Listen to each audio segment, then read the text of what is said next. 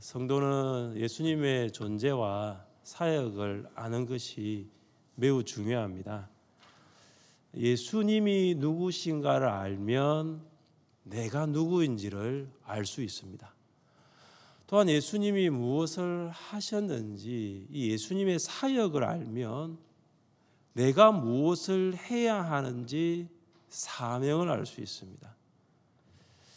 이처럼 예수님의 존재와 사역을 알 때 나의 존재와 사명도 알 수 있는 것입니다.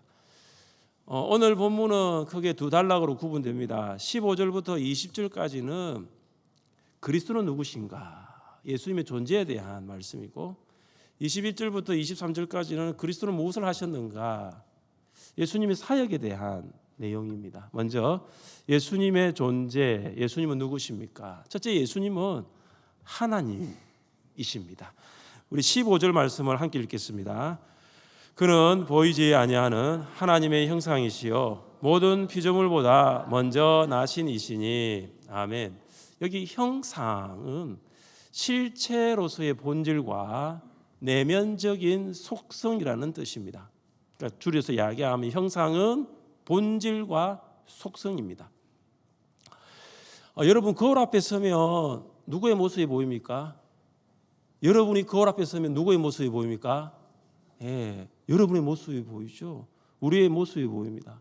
그 모습은 부정할 수 없는 여러분의 모습이고 우리의 모습입니다. 옷을 사러 가게에 갑니다. 옷가게에서 이제 옷을 하나 사가지고 그 옷가게 거울 앞에 섭니다. 다리가 길어 보여요. 이렇게 긴 다리는 없었는데 몸매가 날씬해 보입니다.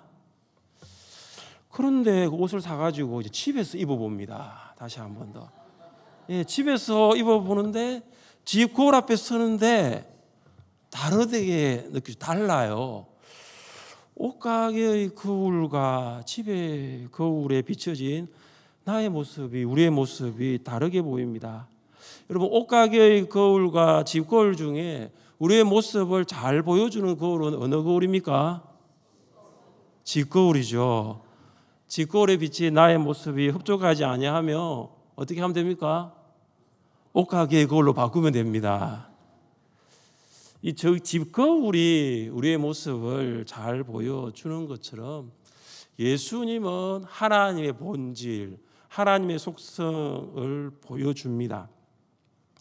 빛은 파장에 따라서 보통 자외선, 가시광선, 적외선으로 나뉩니다. 이 세 가지 중에 눈에 보이는 빛을 우리가 가시, 그러니까 눈으로 볼 수 있는 광선이라고 합니다. 그러나 눈으로 볼 수는 없는 것이 자외선과 적외선입니다.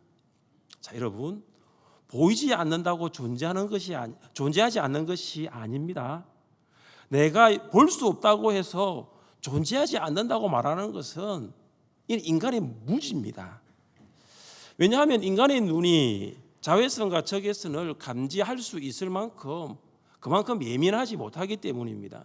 그러나 이 빛을 분석하는 장치가 있는데 분광기라는 장치인데 이 분광기를 통해서 보면은 자외선과 적외선을 볼 수 있습니다.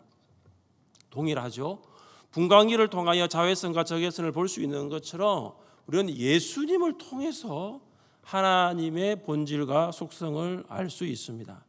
왜냐하면 예수님은 하나님과 동등하신 하나님의 본체이기 때문입니다. 하나님의 본질과 속성이 그리스도 안에서 완전히 드러났습니다. 우리 같이 한번 읽어보겠습니다. 본래 하나님을 본 사람이 없으되 아버지 품속에 있는 독생하신 하나님이 나타내셨느니라. 아멘. 하나님은 눈으로 볼 수 있는 분이 아닙니다. 눈으로 하나님을 볼 수가 없습니다. 그러나 우리는 눈으로 볼 수 있는, 눈에 보이는 예수님을 통하여 눈으로 볼 수 없는, 눈에 보이지 아니하시는 하나님을 볼 수 있습니다. 이 제자들이 예수님을 3년 동안 따라다녔지만 예수님이 하나님이시다, 예수님이 하나님의 본체시라는 것을 알지 못했습니다. 빌립이 예수님께 질문합니다. 예수님, 우리에게 아버지를 보여주십시오. 그러면 좋겠습니다. 그때 예수님의 대답을 여러분 아십니까? 빌립아, 내가 이렇게 오랫동안 너희와 함께 지냈는데도 너는 나를 알지 못하느냐? 나를 본 사람은 아버지를 보았다. 그런데 내가 어찌하여 아버지를 보여달라고 말하느냐? 이런 빌립의 모습이 과거 우리의 모습이었습니다. 또 이런 빌립의 모습이 목장에서 작정하고 기도하고 있는 VIP의 모습이죠. VIP들은 나는 하나님을 못 믿겠다. 나는 하나님을 보면 믿겠다라고 말할 때가 있습니다. 여러분, 하나님을 보면 하나님을 믿는 것이 아니라 하나님을 보면 어떻게 됩니까? 네 글자. 하나, 둘, 셋, 넷, 다섯. 죽습니다. 왜 웃으시죠? 하나님을 보면 믿는 것이 아니고 하나님을 보면 그 자리에서 죽습니다. 한 예를 여러분 사도행전 9장에서 보고 있지 않습니까? 바울이 다메섹 도상에서 하나님을 본 것이 아니에요. 빛을 봤습니다. 하늘의 빛을 보았는데 땅바닥이 어떻게 됐죠? 쓰러졌어요. 빛을 보았습니다. 3일 동안 보지 못했습니다. 먹지도 못했고 마시지도 못했습니다. 그래서 하나님을 보면 믿는 것이 아니라 죽습니다. 우리는 예수님의 말씀과 사역을 통하여 하나님이 어떤 분이신가를 알 수 있습니다. 네 사람이 한 중풍병자를 메고 예수님께 왔습니다. 그러나 많은 사람들 때문에 예수님께 갈 수 없어서 어떻게 했죠? 지붕을 뜯었죠. 지붕을 뜯었죠. 오늘 권사님 기도하신 내용이죠. 지붕을 뜯어서 구멍을 내고 중풍병자의 침상을 달아내렸습니다. 예수님께서 그들의 믿음을 보시고 중풍병자가 죄 사함을 받았다고 선언하셨습니다. 그런데 그곳에 모인 서기관들이 생각했습니다. 아니, 이 사람이 도대체 누구이기에 이런 신성모독의 말을 하느냐? 하나님 한 분 외에는 죄를 사할 수 있는 분이 없는데 어떻게 이 사람이 죄를 용서받았다고 말할 수 있느냐? 예수님이 하나님이신 걸 모르는 서기관들의 무지입니다. 예수님은 죄를 용서하실 수 있습니다. 예수님은 하나님이시기 때문에 사람이 할 수 없는 많은 일들을 하셨습니다. 대표적인 사건이 두 가지가 있습니다. 오병이어의 기적과 나사로를 살린 사건. 여러분, 이 사건을 보면 우리가 예수님을 하나님으로 고백 아니할 수 없어요. 예수님은 많은 말씀과 많은 사역을 통하여 나는 하나님이다. 나를 본 자는 하나님을 보았고 나를 믿는 자는 하나님을 믿는 자라고 하셨습니다. 그래서 예수님은 하나님이십니다. 둘째, 예수님은 만물의 창조자이십니다. 우리 16절 말씀을 함께 읽겠습니다. 16절입니다. 만물이 그에게서 창조되되 하늘과 땅에서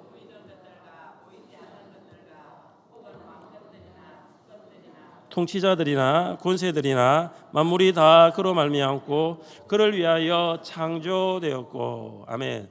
이 16절에 보시면 예수님이 만물의 창조자이심을 규정하는 세 가지의 전치사 구가 있습니다. 그에게서 by him, 그로 말미암고 through him, 그를 위하여 for him. 이 세 가지가 다 예수님의 창조 사역과 연결되어 있습니다. 그에게서는 그에 의해서입니다. 그러니까 만물은 예수님에 의해 창조되었습니다. 예수님은 창조 사역의 근원입니다. 그로 말미암고는 만물이 하나님으로부터 그리스도를 통해 실행됩니다. 이 사도 요한도 이 부분을 분명히 밝힙니다. 만물이 그로 말미암아 지은 바 되었으니 지은 것이 하나도 그가 없이는 된 것이 없느니라. 그러니까 예수님은 어떤 분이시냐? 만물을 창조하신 분이시면서 만물을 움직이시는 분이십니다. 그리고 세 번째는 그를 위하여, 만물의 존재 목적을 말하고 있습니다. 예수님에 의해서 창조된 만물과 예수님이 움직이는 만물은 누구를 위해 존재하느냐? 예수님을 위하여 존재합니다.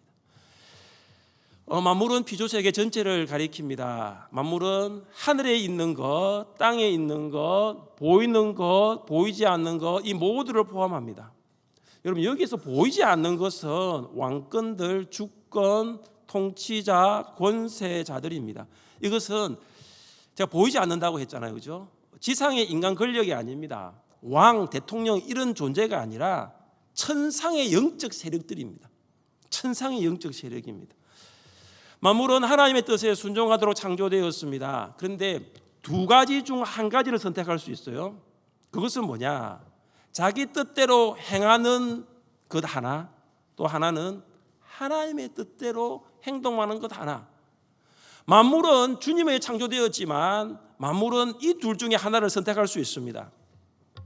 우리가 하나님께 순종하는 백성이 될 수 있고, 반대로 하나님께 불순종하는 원수도 될 수 있는 거예요. 사랑하는 성도 여러분, 예수님에 의해서 예수님으로 말미암아 예수님을 위해 창조된 만물이 하나님께 순종하고 있습니까? 아니면 스스로의 뜻대로 움직이고 있습니까? 이걸 적용 질문을 바꾸자면 우리는 예수님에 의해 창조되었고 또 예수님에 의해 우리의 삶이 움직이고 예수님을 위해 살아가는데 과연 우리는 예수님께 순종하고 있습니까? 아니면 우리의 뜻대로 살아가고 있습니까? 이 질문에 대한 대답을 각자가 해야 되는 것입니다. 바울의 고백을 들어보십시오. 이는 만물이 주에게서 나오고 주로 말미암고 주에게로 돌아감이라. 그에게 영광이 세세에 있을지어다. 아멘. 제가 기도할 때마다 이 말씀을 자주 인용을 합니다. 여러분, 여기 만물이라는 단어가 반복이 되는데 이 만물 대신에 여러분의 이름을 넣어서 한번 읽어보겠습니다. 화면을 보시면 동그라미 3개를 제가 만들었어요. 여기 만물이라는 글씨 여러분의 이름을 넣어서 한번 읽어봅시다. 시작. 이는 조재영이 주에게서 나오고 주로 말미암고 주에게로 돌아감이라. 그에게 영광이 세세에 있을지어다. 아멘. 할렐루야. 여러분이 주에게서 나왔고 여러분이 주로 말미암고 어디로 돌아간다고요? 주에게로. 우리는 돌아가는 것이 확실합니다. 어디서 왔는지 모르는 존재가 아니에요. 어떤 사람은 내가 어디서 왔는지, 내가 무엇을 위해 왔는지, 또 내가 어디로 가는지를 모르는데 여러분, 이 로마서 11장 36절은 정확합니다. 모든 만물이 주에게서 나오고 그 만물이 주로 말미암고 또한 그 만물이 주에게로 돌아갑니다. 하나님께서 여러분을 창조하셨습니다. 하나님께서 여러분을 지금 움직이고 계세요. 여러분은 하나님을 위하여 창조되었습니다. 하나님은 알파와 오메가와 처음과 마침이며 모든 것의 모든 것입니다. 예수님은 만물의 중심이면서 예수님은 우리 인생의 중심이에요. 내 삶의 중심이에요. 예수님을 위하여 사시기를 주님의 이름으로 축복합니다. 셋째, 예수님은 교회의 주인이십니다. 우리 18절을 함께 읽겠습니다. 18절입니다. 그는 몸인 교회의 머리시라. 그가 근본이시요 죽은 자들 가운데서 먼저 나신 이시니 이는 친히 만물의 으뜸이 되려 하심이요. 아멘.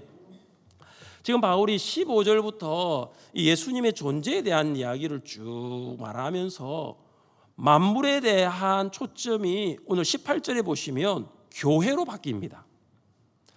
그래서 이 18절의 교회는 골로새서에서 가장 처음 등장합니다. 만물의 창조자이신 예수님은 동시에 교회의 머리십니다. 예수님이 교회의 머리라는 것은 교회의 주인이시다입니다. 교회의 주인은 예수님이십니다. 교회 안에 갈등이 일어나고 분쟁이 일어나는 근원적인 이유는 사람이 교회의 머리, 다시 말하여 교회의 주인이 되려고 하기 때문입니다. 예수님은 교회를 주관하는 머리가 되십니다. 교회는 예수님의 다스림을 받고 예수님의 명령에 순종하는 몸입니다. 그래서 머리이신 예수님에게서 분리된 교회는 더 이상의 교회가 아니에요. 예수님을 머리로 인정하고 그분께 복종하는 교회가 참된 교회입니다. 그래서 이 골로새 교회 성도들은 교회의 머리이신 예수님을 붙들어야 합니다. 여러분, 머리이신 예수님에게서 분리된 성도를 성도라고 말할 수 있을까요? 말할 수 없습니다. 사랑하는 성도 여러분, 예수님은 우리 하늘샘 교회의 머리심을 믿습니다. 여러분, 하늘샘 교회의 머리는 예수님입니다. 하늘샘 교회의 머리이신 예수님에게서 분리되는 성도가 되지 마세요. 예수님에게서 분리되는 순간부터 우리는 예수님의 다스리심을 받을 수 없습니다. 우리는 세상이 흘러가는 대로 흘러갈 것입니다. 예수님이 인도하심을 따라 살아가는 것이 아닙니다. 세상은 우리를 너무나 예수님으로부터 분리되도록 시험하고 유혹합니다. 교회의 머리이신 예수님을 붙들 수 있기를 주님의 이름으로 축복합니다. 이제 예수님의 사역에 대해서 살펴볼 순서입니다. 예수님은 먼저 화목하게 하십니다. 여러분, 이 화목은 이 적대적인 관계를 청산하고 평화의 관계를 회복하는 것입니다. 이 하나님을 믿기 전에 하나님과의 관계는 원수였습니다. 21절 보시면 21절에 전에 악한 행실로 멀리 떠나 마음으로 원수가 되었던 너희를이라고 말합니다. 아담의 후손으로 태어난 모든 인간은 아담의 범죄로 말미암아 하나님과 뭐가 되었죠? 원수가 되었죠. 원수가 되었습니다. 하나님께서는 원수되었던 만물을 어떻게 하십니까? 20절입니다. 그의 십자가의 피로 화평을 이루사 만물고 땅에 있는 것들이나 하늘에 있는 것들이 그로 말미암아 자기와 뭐하게 되기를 기뻐하심이라고 했습니까? 화목. 원수가 되었는데 예수님께서 화목하게 하셨습니다. 죄 때문에 하나님과 만물이 갈라졌습니다. 하나님과 만물 사이에 갈라진 틈은 어떤 것으로도 연결할 수가 없습니다. 세상의 지식과 인간의 행동으로도 죄 때문에 생긴 틈을 이을 수 없습니다. 한 가지밖에 없죠. 그것이 바로 십자가예요. 십자가. 하나님께서는 예수님의 십자가를 통해서 하나님과 만물을 화목하게 하셨습니다. 죄로 갈라진 하나님과 만물 사이에 십자가라는 다리를 놓고 하나님과 만물을 연결한 것입니다. 하나님께서는 예수님의 십자가의 피로 말미암아 화평을 이루셨습니다. 십자가의 피로 하나님과 만물은 화평을 이루었지만 이것이 모든 만물이 구원을 의미하는 것은 아닙니다. 화평을 이루었지만 모든 만물이 구원받은 것은 아니라는 사실입니다. 왜냐하면 구원은 예수님을 믿음으로 어렵다 함을 받은 자에게 주시는 선물입니다. 그래서 예수님을 믿는 사람만이 하나님과 화목할 수 있습니다. 우리 같이 한 말씀을 읽어보겠습니다. 그러므로 우리가 믿음으로 어렵다 하심을 받았으니 우리 주 예수 그리스도로 말미암아 하나님과 화평을 누리자. 아멘. 하나님께서는 예수님의 피로 만물과 화평을 이루셨지만 그 화평을 누리는 사람은 많지 않아요. 여러분, 전도를 한번 해보십시오. 하나님과의 이 화목을 받아들이는 사람과 하나님과의 화목을 끝까지 거부하는 사람을 만날 텐데 어떠한 사람들을 많이 만납니까? 사랑하는 성도 여러분, 예수님은 예수님의 십자가의 피로 하나님과 우리를 화목하게 하신 줄 믿으시기를 바랍니다. 여러분이 하나님과 화목되었다면 이제 화목되지 않는 VIP들, 그들을 하나님과 화목하게 하십시오. 여러분, 목장에서 VIP를 작정하고 우리가 지금 기도하고 섬기고 있는데 잘 되고 있습니까? 그들을 하나님과 화목시키는 이 일에 여러분이 쓰임 받을 수 있기를 간절히 원합니다. 예수님은 무엇을 하셨습니까? 예수님은 하나님을 닮게 하십니다. 우리 22절을 같이 읽겠습니다. 22절입니다. 이제는 그의 육체의 죽음으로 말미암아 화목하게 하사 너희를 거룩하고 흠없고 책망할 것이 없는 자로 그 앞에 세우고자 하셨으니. 아멘. 여기 보시면 거룩이 나오죠. 거룩은 모든 부정과 악과 불의에서 분리된 것입니다. 흠이 없으면 잘못이 전혀 없는 상태, 도덕적인 완전함입니다. 책망할 것이 없다는 것은 죄나 잘못이 전혀 없는 정결한 상태입니다. 여러분, 그래서 이 거룩하다, 흠이 없다라는 이 표현은 누구에게만 쓸 수 있을까요? 하나님에게만 쓸 수 있습니다. 그런데 오늘 본문에 보면 골로새 교회 성도들에게도 이 표현이 사용됩니다. 골로새 교회 성도들이 모든 부정과 악과 불의에서 분리되어 영적으로 완전하고 도덕적으로 정결한 자들로 하나님 앞에 서게 해달라는 것이 바울의 마음이에요. 골로새 교회 성도들이 하나님처럼 되는 것이 아니에요. 하나님을 닮아가는 성도가 되는 것입니다. 하나님과 원수가 되었던 이 골로새 교회 성도들, 이제는 하나님을 닮는 자 성도가 됩니다. 할렐루야. 우리도 그렇게 되기를 원합니다. 하나님과 원수 되었던 우리, 정말로 하나님과 가까워질 수 없던 우리가 이제 하나님을 닮아가고 있습니다. 그런 성도로 살아가고 있습니다. 그렇다면 골로새 교회 성도들이 하나님을 닮아가는 성도가 되기 위해서 해야 할 일이 있습니다. 우리 23절을 같이 읽겠습니다. 23절입니다.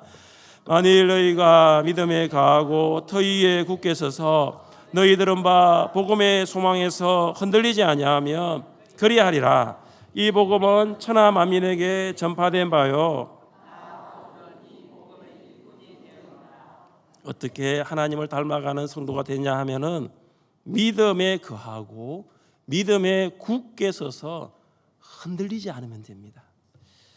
여기 믿음 안에 거한다는 것은 그리스도에 대한 신뢰를 말합니다. 여러분, 그리스도에 대한 신뢰는 아주 개인적인 것이라는 것을 이 23절을 보면 알 수 있습니다. 여기에 보시면 믿음을 어떻게 표현하고 있냐면은 너희 믿음이라고 합니다. Use faith. 너희 믿음이라는 것이죠. 부모가 그리스도를 신뢰한다고 자동적으로 자녀가 그리스도인이 되는 것은 아닙니다. 부모가 자녀에게 그리스도를 신뢰하도록 가르칠 수는 있지만 부모가 자녀를 대신하여 그리스도를 신뢰하는 삶을 살 수 있는 것은 아닙니다. 자녀가 예수님을 개인적으로 만나지 못하면 결코 예수 그리스도를 신뢰할 수 없습니다. 여러분은 화목하게 하시는 예수님, 하나님을 닮게 하시는 예수님을 경험하기 위하여 한 가지 결심을 할 수 있기를 원합니다. 그것은 23절에 나와 있는 터 위에 굳게 서서, 터 위에 굳게 서서, 마치 바위 위에 선 것처럼 기초가 튼튼하고 견고하여서 흔들리지 않는 것입니다. 그러면 여러분, 화목하게 하시는 예수님, 하나님을 닮게 하시는 예수님을 내 삶 가운데 만날 수 있습니다. 믿음의 기초가 튼튼하면 그 믿음은 오래 갈 수 있지만 믿음의 기초가 부실하면 오래 갈 수가 없습니다. 모래 위에 지은 집, 비가 내리고 홍수가 나오고 바람이 불면 어떻게 됩니까? 무너지죠. 무너지죠.